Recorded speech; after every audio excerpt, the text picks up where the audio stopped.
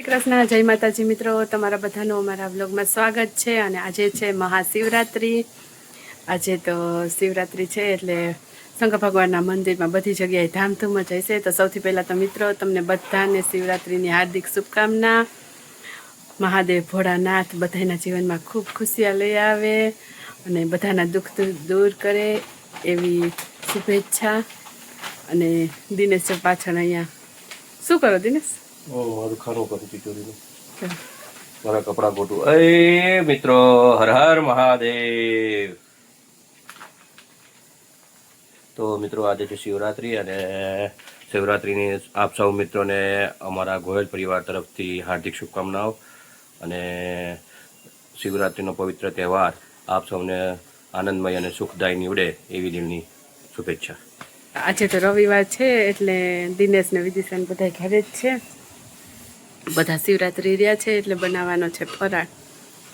જમવા કરતાં તો ફરાળ વધી જાય. જમવાનું હોય તો આ શાક રોટલી, દાળ ભાત શાક રોટલી બનાવી નાખ્યા. આ બનાવો ને તે બનાવો ને એવું છે. હાલો, જો આજે તો બનાવવાની છે શક્કરિયાની ખીર. ખીર એટલે દૂધપાક જેવું છે. બની જાય પછી બતાવીશ મિત્રો.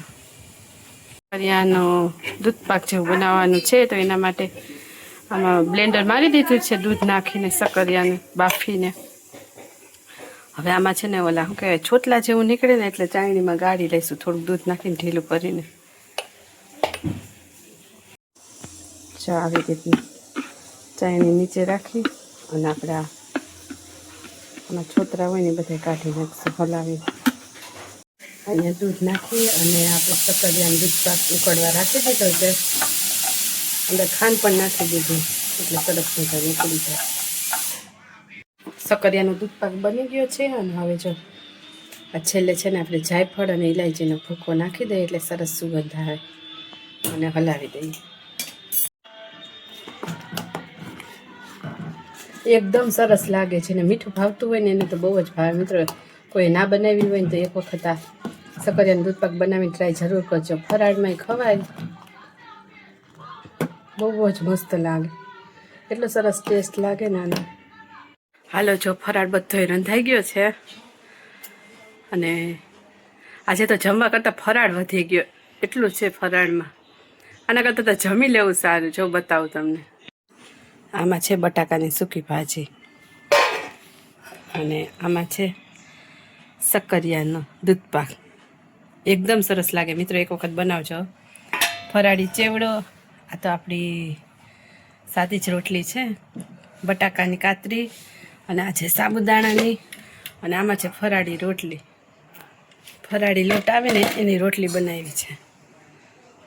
હાલો, બનાવી નાખીએ થાળી.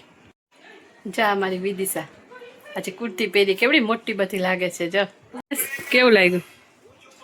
મસ્ત છે. ચલો મિત્રો, ફરાળી જમવા. આજે શિવરાત્રિ રહ્યા છે તો જમવામાં ફરાળી છે. માં તો કાલે બી શનિવાર હતો અને આજે શિવરાત્રિ છે એટલે 2 દિવસ મારે ઉપવાસ છે. ખાલી 2 દિવસમાં એક વખત જમવાનું ખાતું છે. તો ચલો મિત્રો, ફરાળી કરવા અત્યારે.